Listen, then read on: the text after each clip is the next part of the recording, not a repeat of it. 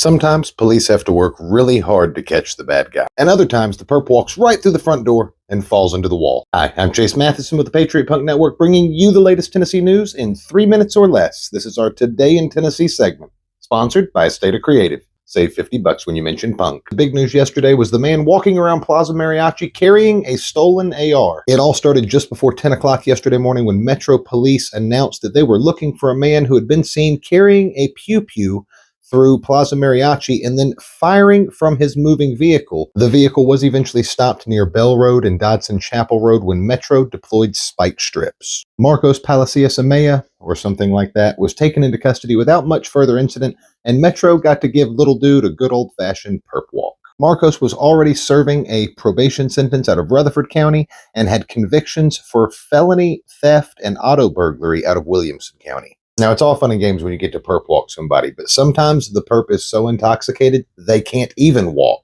A Cott County attorney has been charged with public intoxication after she walked into a jail to meet with an inmate and, according to an affidavit, was unsteady on her feet and at one point even fell into a wall. Figuring something was up, a sergeant came by, administered some field sobriety tests, and came to the conclusion that she was in fact intoxicated, likely from a depressant or the devil's lettuce. Attorney Charlotte Ann Leabrook was charged with public intoxication and has court on November 20th, though she won't be sitting in her usual spot.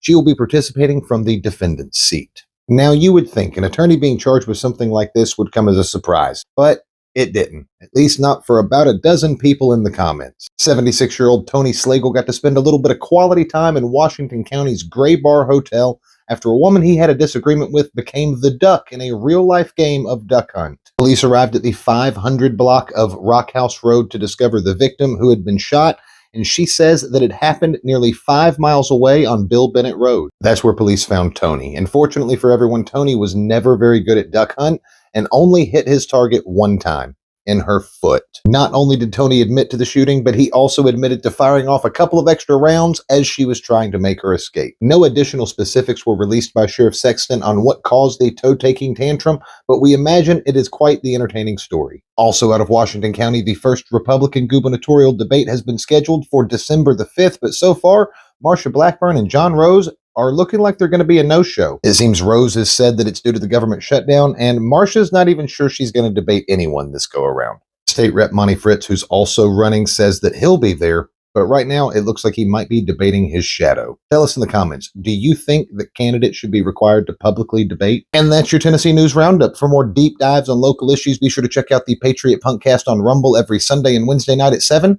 Thanks for looking at our tits. Don't forget to save your $50.